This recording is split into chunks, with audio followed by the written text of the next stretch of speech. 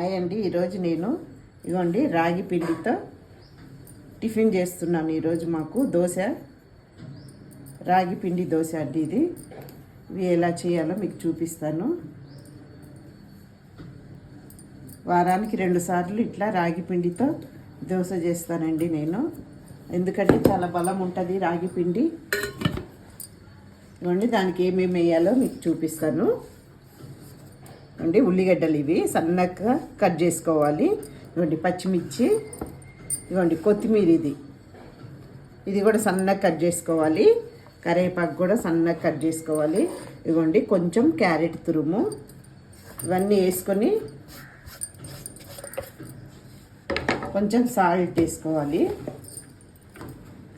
ఇవ్వండి సాల్ట్ కొంచెము అల్లం తురుము వేసుకుందామండి.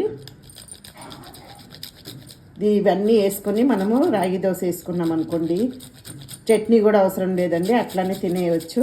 కొంచెం వేసుకోవాలి అల్లము. కొంతమంది కరగదంటారు,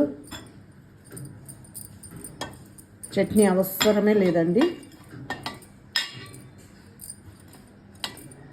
చూడండి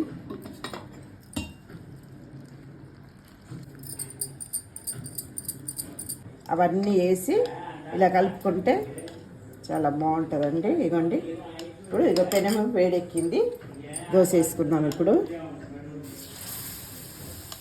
కొంచెం మందంగానే వస్తుందండి, ఇవి పల్సగా ఏం రాదు.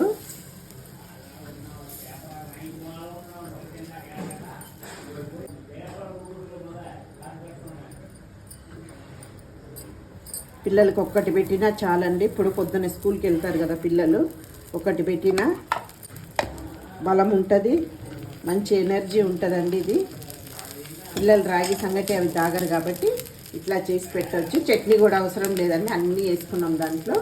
రాగి దోశ రెడీ అయిపోయింది.